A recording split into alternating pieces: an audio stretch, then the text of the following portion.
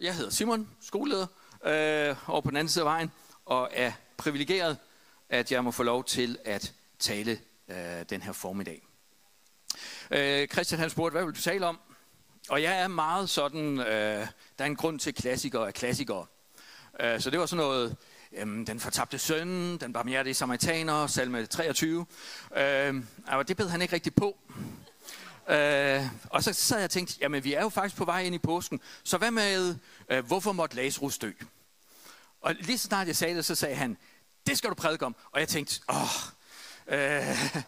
de andre dem kan jeg lidt mere på rutinen. Der er en grund til klassikere er klassikere, ikke også? Men jo mere jeg har arbejdet med den her tekst her de sidste par uger, jo mere jeg har bare fundet ud af, der er et eller andet i den her beretning. Der er sådan flere niveauer, ikke også? Der er sådan det umiddelbare. Jesus han står der foran graven og siger, Lazarus kom ud. Så er det bum. Altså hver eneste gang man læser, så sidder og tænker, det var alligevel vildt nok, ikke? Altså, det kan ikke, altså hele den beretning, det var alligevel vildt nok. Han står foran graven og siger, Lazarus kom herud, og så kommer han ud. Altså, man kan ikke bare læse den. Der er ikke en eller anden overfladisk måde. Der er sådan en eller anden, wow. Enten så er det hele gas, eller også så er der virkelig noget drøn på den her beretning. Er det ikke rigtigt? Der er sådan en eller anden, wow. Han står der foran en, der ligger 4 dage i graven, og siger, Lazarus kom herud. Det her, det gjorde jeg egentlig bare for, at I skulle, ikke? Og det er det, jeg gerne vil. Hvad er det egentlig, Jesus havde på hjertet i alt det her? Og det er det, jeg håber på at blive sådan lidt mere sådan, når vi går ind i det principielle. Hvad er det egentlig lige, Jesus han havde på hjertet? Og i bund og grund er der to. Der er noget principielt i det, og så er der noget dybt. Hvad kan man sige? Alt i hele Bibelen har de her ligesom niveauer. Den umiddelbare historie, det er lidt mere principielle, som man kan omsætte i sit liv. Og så er det helt dybe, der fortæller om, hvem Gud er.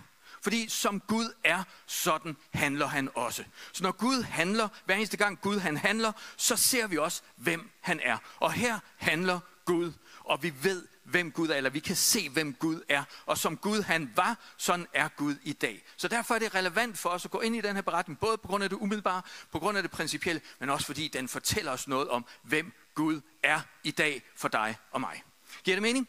Og jeg tænker, den her beretning, sådan lidt overskriften, den vil være, hvordan opstandelseskraften, den bliver os til del, hvordan den kommer os i møde i nogle lidt mere håndterbare portioner. Altså, vi ved, en dag så dør vi, og så skal vi genopstå sammen med ham. Det bliver også bekendt her i den her beretning. Men jeg tror på, at opstandelseskraften, og nu bliver det lidt nørdet, ikke også? Men kraft på græsk, det er dynamis. Og dynamis har givet ligesom rod til 2 ord, som vi kender. Dynamit på dansk, ikke også? Det er som puff. Der er noget power på, og så dynamo. Og det er 2 vidt forskellige udtryk for kraft. Dynamo er ligesom sådan en omsætning af energi til noget, som man kan kontrollere, mens dynamit, det er lidt mindre kontrollerbart. Ikke også her? Lige en stang dynamit, og så skal du bare bruge den som lygte på din cykel. Nej, jeg foretrækker dynamoen, ikke også?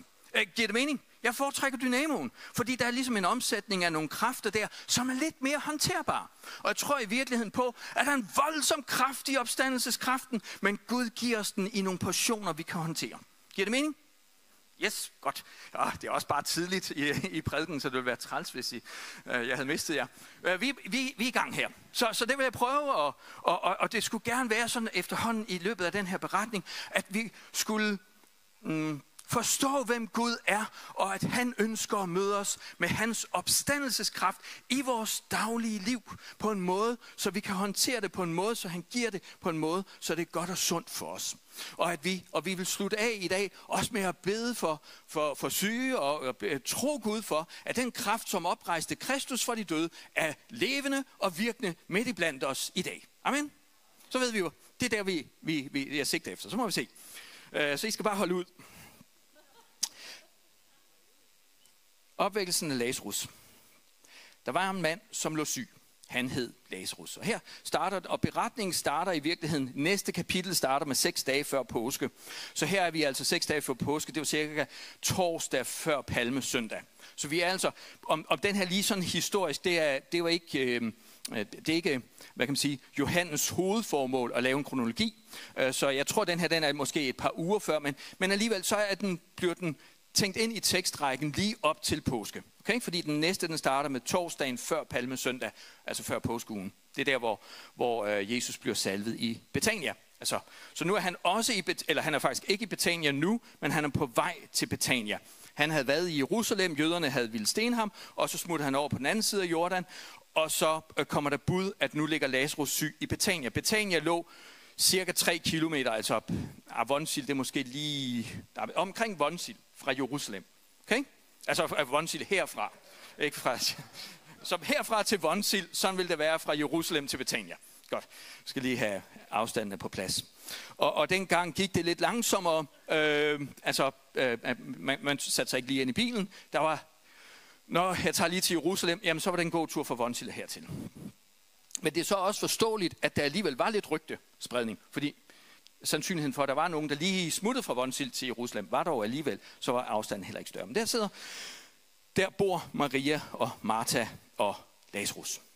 Og det første starter egentlig her. Søstrene sendte nu besked til Jesus: Herre, den du elsker er syg.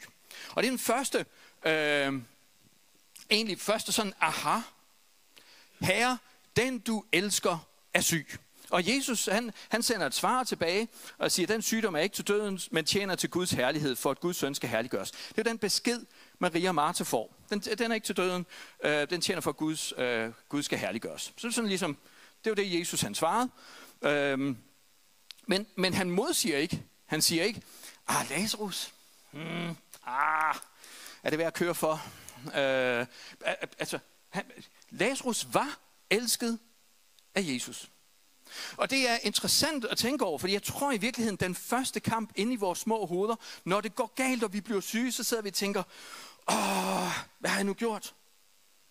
Hvorfor elsker Jesus mig mindre i dag? Der er sådan en lille dyk, ikke også? Okay, det er måske mest mig. Men hvis jeg lige bliver syg, og tingene går lidt skidt, og det bliver lidt, så jeg tænker, Gud, hvorfor elsker du mig lidt mindre? Men her står det faktisk, at selvom Lazarus var syg, eller selvom Lazarus var elsket, så blev han syg. Okay? Så man kan altså godt blive syg, selvom Jesus elsker en. Det er sagt. Så lad være med, og den første kamp ligger der. Bliv ved med at tænke, men Jesus han elsker mig. Jeg er bare syg. Det er altså ikke mangel på kærlighed. Og som vi læser videre, bliver den pointe understreget. Fordi så kommer vi videre. Jesus svarer, lad os lige blive her et par dage. Og så dør Lazarus.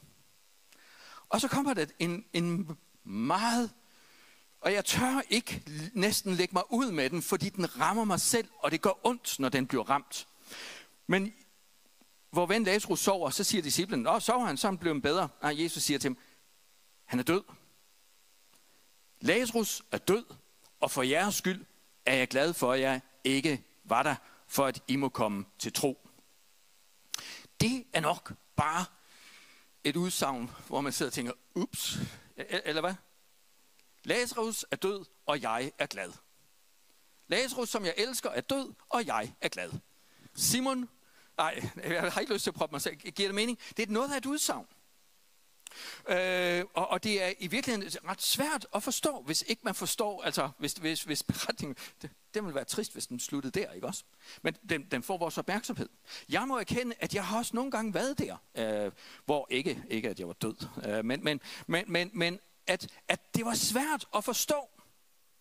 Og jeg havde en fornemmelse af, at jeg var en del af noget større, men så alligevel gad jeg egentlig, at jeg ville ønske, at jeg ikke var en del af det. Og jeg vil tro, at Lazarus nok, selvfølgelig havde han det på den måde. Gid jeg ikke var en del af det. Nu er jeg jo død. Det er ligesom Det var meget ultimativt jo, ikke også? Og jeg har selv oplevet, og jeg tror, vi alle sammen oplever, at en gang imellem så, wow, hvor gør livet ondt. Vi ved godt, vi er en del af noget større, men hvor vil vi godt nok gerne være fri for det. Eller hvad? Nå, okay, tak. Vi er nødt til at være ærlige her. Altså, det er jo ikke står lidt og deler liv. Ja, for i 2003, og det gik jeg tænkt over, skal jeg fortælle det, men nu får I historien. Det er sådan en vidensbyrd. Det var simpelthen den mørkeste nat i mit liv. 2003, jeg var 28, gift, 5 børn, lige købt hus, fuldtidsarbejde, knoklet på. Og jeg har sådan indrettet, at jeg har altid haft sådan lidt et drive. Hvis ikke jeg kan gå all in, så gider jeg ikke. Jeg kan godt lide at bare klø på, og også med en vis portion stadighed. Så den der kombination der, og jeg havde gået på efterskole, og jeg havde sagt, Gud, det her det er betydningsfuldt. Lad mig være en del af unge menneskers liv, når de gennemlever efterskoleårene. Og det havde ligesom givet Gud det løfte, jeg havde taget en læreruddannelse, og nu stod vi som efterskolelærer. Altså i opfyldelsen, vi har oplevet, Gud havde kaldt os, vi knoklede bare løs på efterskole. Og så der i 2003, oktober måned, lige efter efterårsferien, så kørte jeg på arbejde, og så lige pludselig, jeg anede ikke, hvad det var, så brød jeg sammen. Ude på parkeringspladsen. Jeg anede ikke, hvad det var. Prøvede fuldstændig sammen. Jeg vidste ikke, hvad. Det var helt fremmed for mig. Det var simpelthen et angstanfald. Og lige pludselig, jeg sad i bilen, så kørte jeg hjem, og så blev jeg bare ramt af en svær depression, som jeg havde simpelthen ikke set det komme. Og jeg lå sygemeldt i flere år. Fuldstændig ude af stand til noget som helst. Mistede job, mistede hus, og jeg kom dertil, hvor jeg tænkte, jeg tror simpelthen, jeg giver op. Der er ikke mere i livet her. Game over. Og jeg var kun 28 og parat til en invalidepension. Og så simpelthen jeg er faktisk mere end det, parat til simpelthen at gøre en ende selv. Jeg gik simpelthen og fiflede med det. Det var hårdt.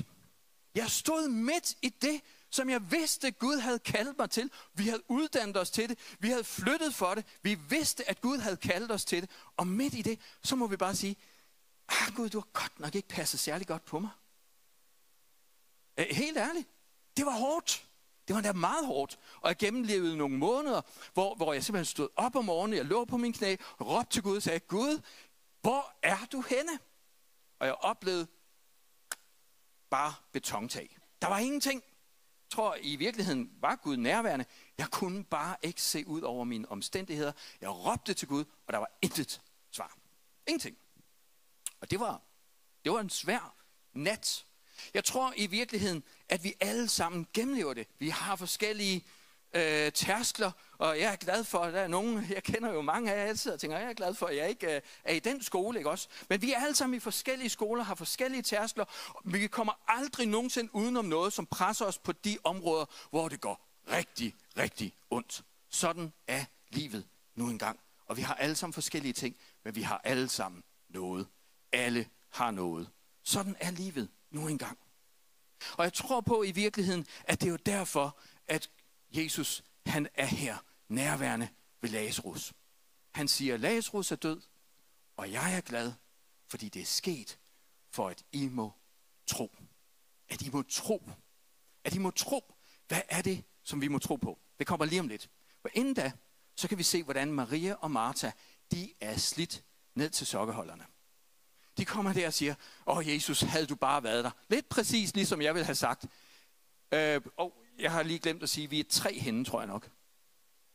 Jamen, jeg er virkelig ikke god til det med PowerPoint. Fordi det bliver som regel bare nogle tekststykker. Og det er der bare ingen power og ingen point i. Helt ærligt, altså. Nå, så det er ikke... Vi prøver her, ikke også? Ja, der. Men selv nu ved jeg. Men selv nu ved jeg. Men jeg var der, hvor den eneste bøn, jeg havde, den var, men selv nu. Gud, du har ikke passet ordentligt på mig. Gud, hvis du bare havde været der. Gud, hvor er du henne? Men selv nu. Nogle gange er vi så slidt, så det er vores sidste bøn. Og jeg tror på, at det alligevel er en okay bøn. Jeg har mistet jobbet. Jeg har mistet huset. Christina, hun måtte også sige sit job op. Hun sagde, hun havde 6 børn.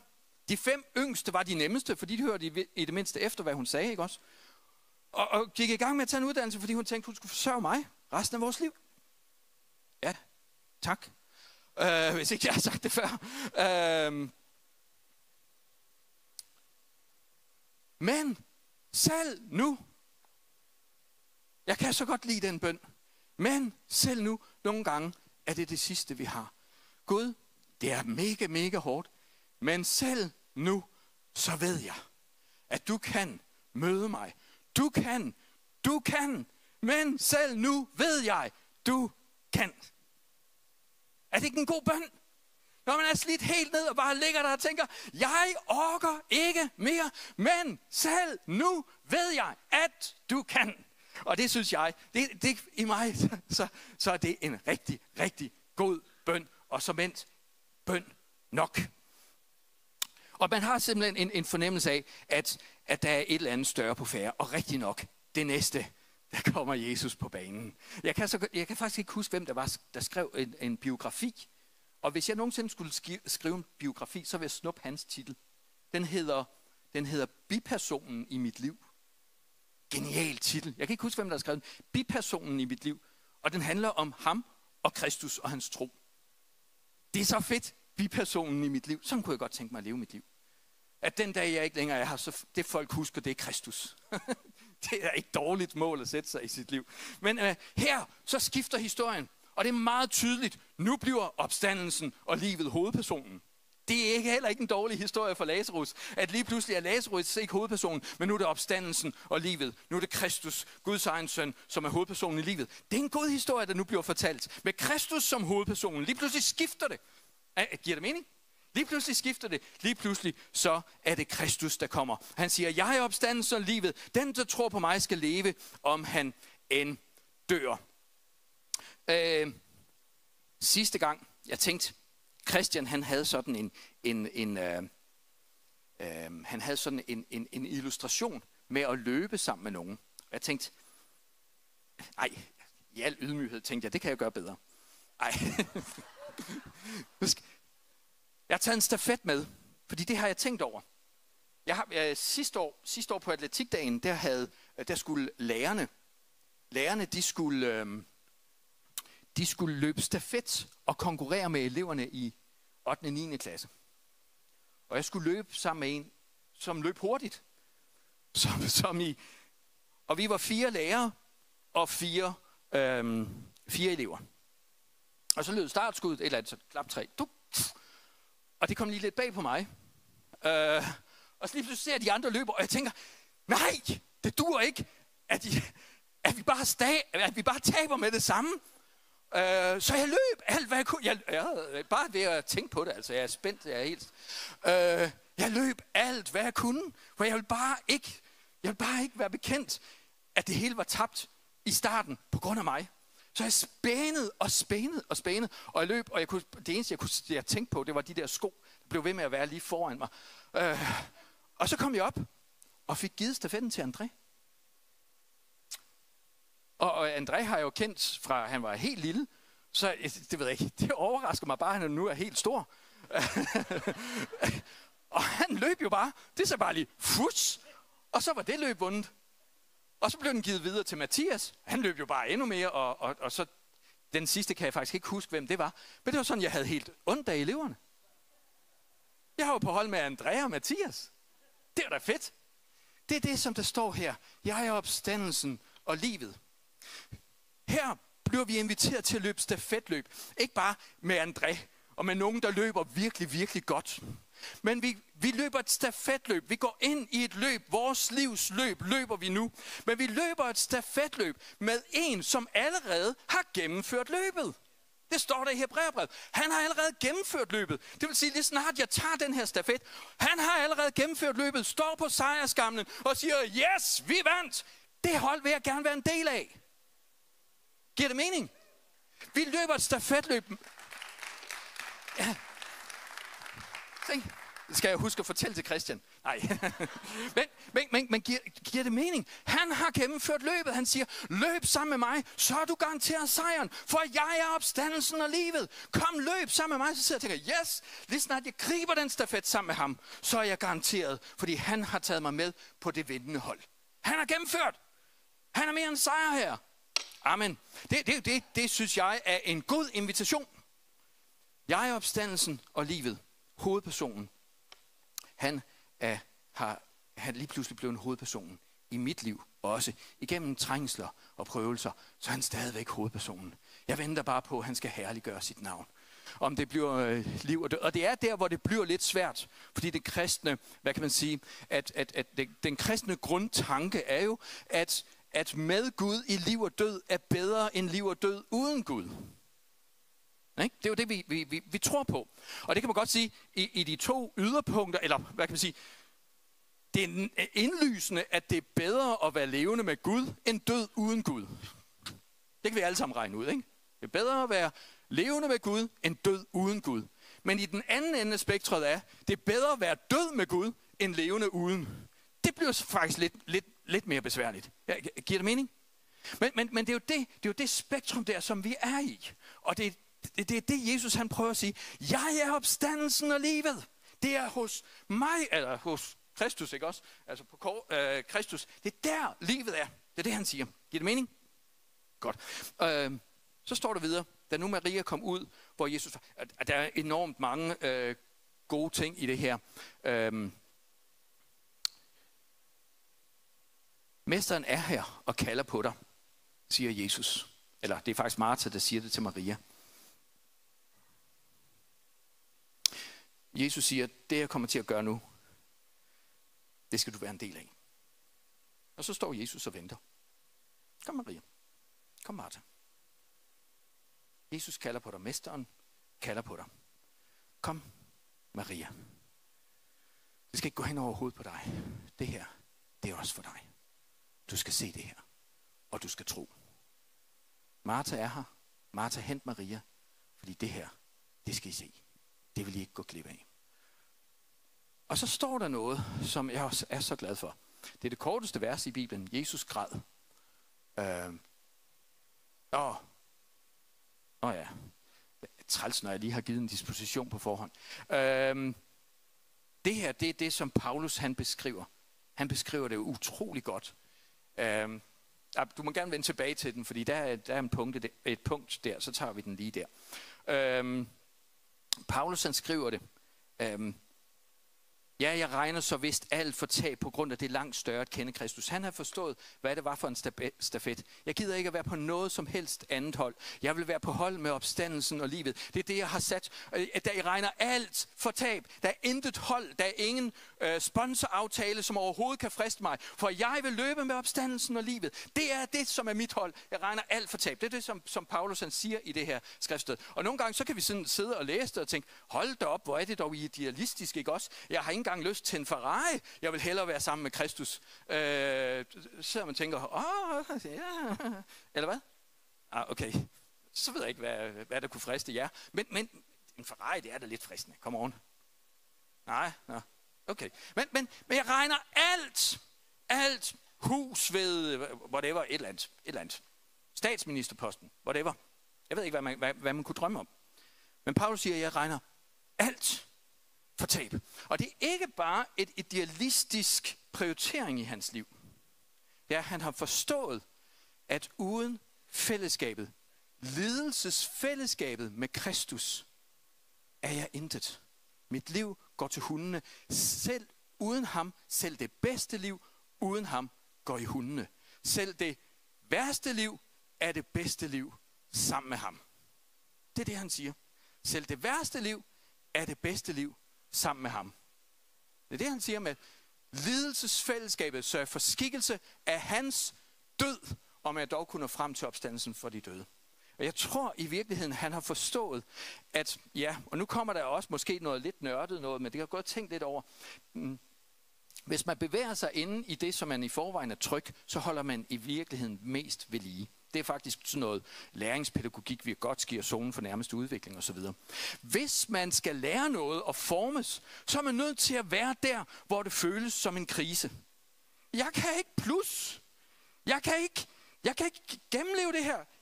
Hvordan skal vi leve for en indkomst? Altså det er faktisk der, hvor du lærer allermest, formes allermest, når du gennemlever de hårdeste kriser. Sådan er læringsteori, og sådan er livet desværre. Fordi hvis du bevarer dig hele tiden i det trygge, jamen så holder du mest ved lige. Der kommer ikke nogen sund sådan kristen karakterdannelse, uden at man gennemlever kriser. Så det havde Paulus forstået. Så sagde han, bring it on. Det er måske også lige frisk nok. Men det er det, der står. Giver det mening? Han har forstået.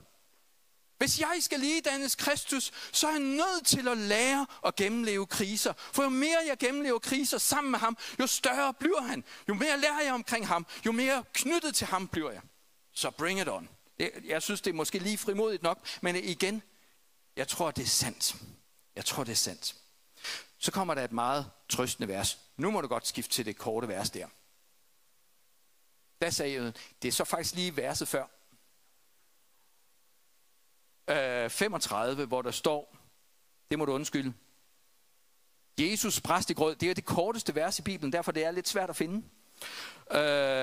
Jesus bræst i grød. Det er ikke engang løgn. Der står ikke engang 35 her. Det har ikke engang fået sit eget nummer. Her bliver der faktisk sagt 3 gange.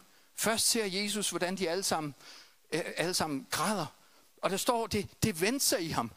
Han blev oprevet. Der er sådan nogle ord for det. Han kunne næsten ikke være i sig selv. Jesus, han lider. Først var han glad fordi der var et højere formål. Men det var da ikke, fordi han ikke var medfølende. Det var ikke, fordi han var ligeglad. Det du gennemlever, han er ikke ligeglad.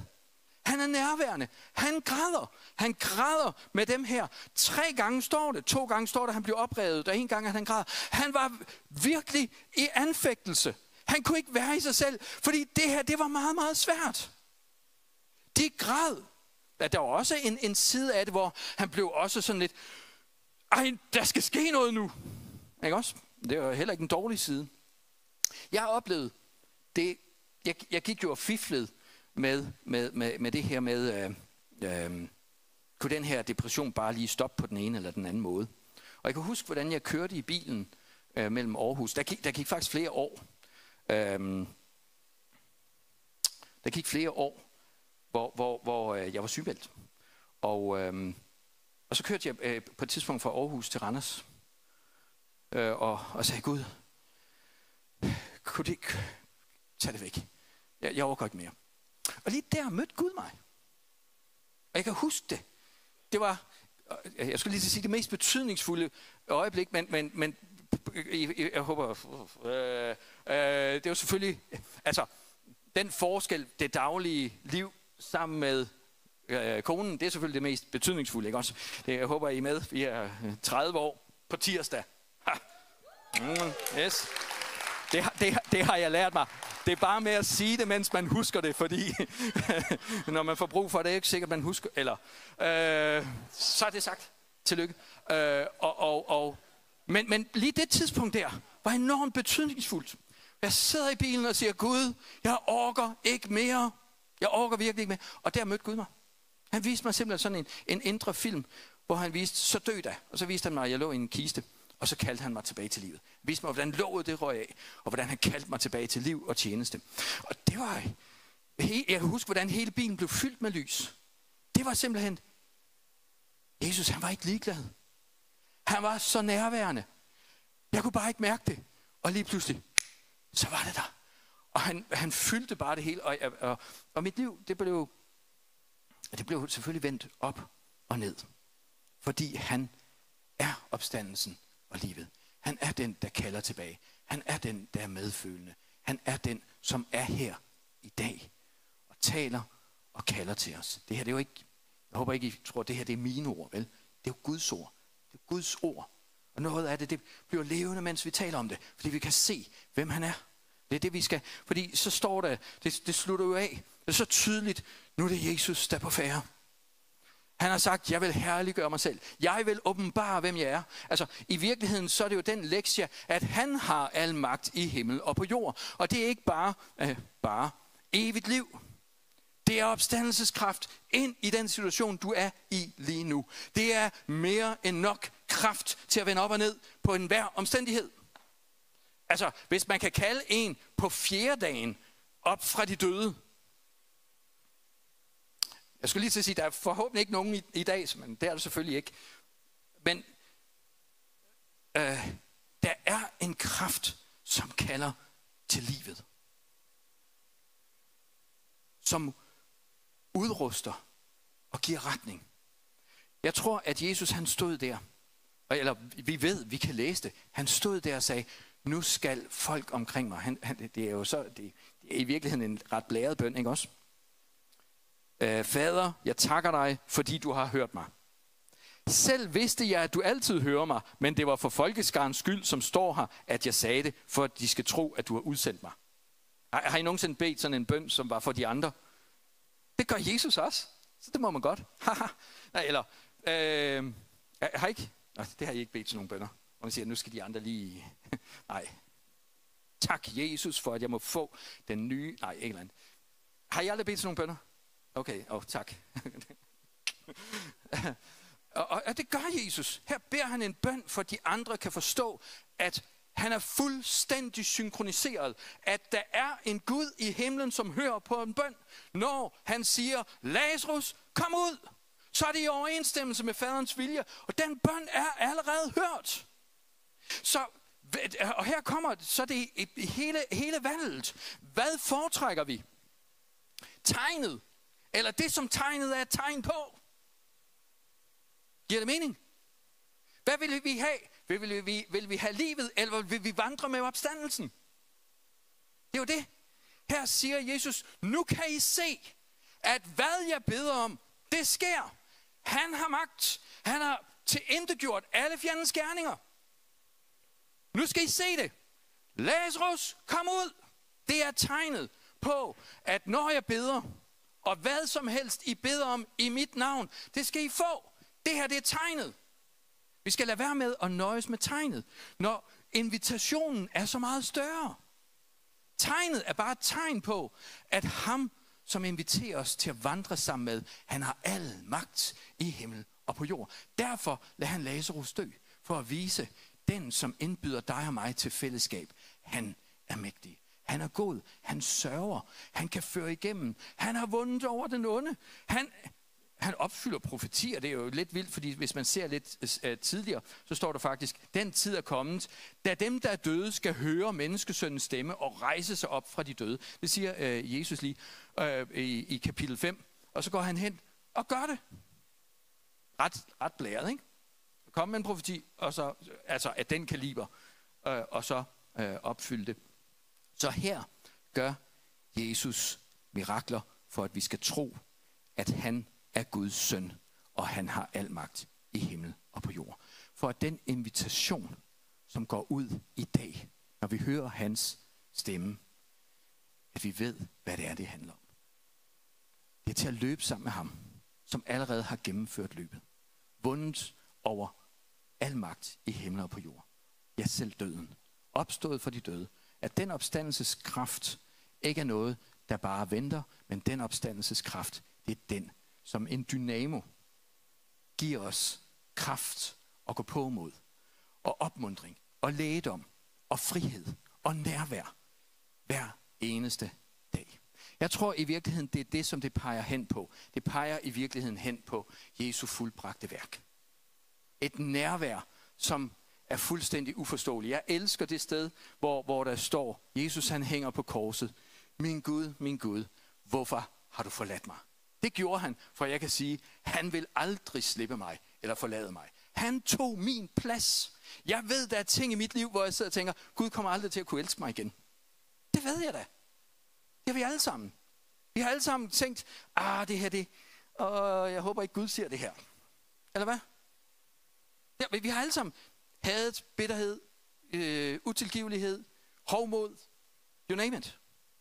Ja, det ved jeg ikke, om I har andre. Men det har jeg tror, jeg har dem alle sammen. Og jeg så tænker, wow Gud, jeg kender jo mig selv indenfra. Jeg ved jo, at det ikke er så godt, som det I alle sammen ser. Giver det mening? I tænker, Simon han er da sikkert en meget god fyr. Ja, I skulle bare vide, jeg kender mig selv indenfra. Og jeg ved, jeg kan være meget svær at elske. Og Gud, han kender mig endnu bedre, end jeg selv kender mig selv indenfra. Og alligevel elsker han mig. Og det tror jeg, eller det ved jeg, at det er der, hvor han tog min plads. Ham, som var Guds egen søn. Han kommer ned. Ham, som han gav afkald på det at være Gud. Og så hænger han der på korset som et menneske. I vores sted. Og siger, min Gud, hvorfor har du forladt mig? Prøv lige at forestille dig den tro. Altså lige der hænger han som menneske. Jeg tænker, at da han hang der, så tænker jeg håber, jeg har ret. Det vil jeg tænke, hvis jeg hang på korset og var ved at dø som Guds søn. Så tænker jeg håber, jeg har ret. Jeg håber, jeg vitterligt er Guds søn. Men han hang der som menneske. Altså han hang under samme kors som mig. Han gik ind og tog vores del, for at vi kunne få hans del. Han gik ind og sonede den Guds forladthed, som vi egentlig har fortjent. For at vi kunne få det nærvær, som kun Guds egen søn har fortjent.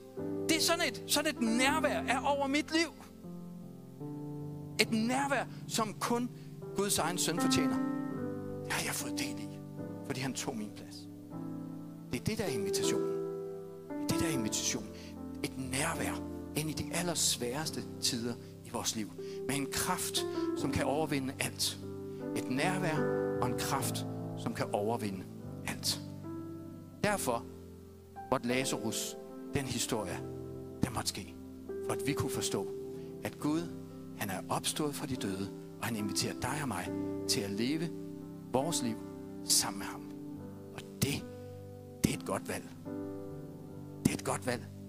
Og det er mere end det. Jeg tror på, at det ikke bare er et valg for evigheden, men også et valg her og nu, her i dag. Jeg tror på, at Guds kraft er her. Jeg tror på den opstandne Kristus, han er her.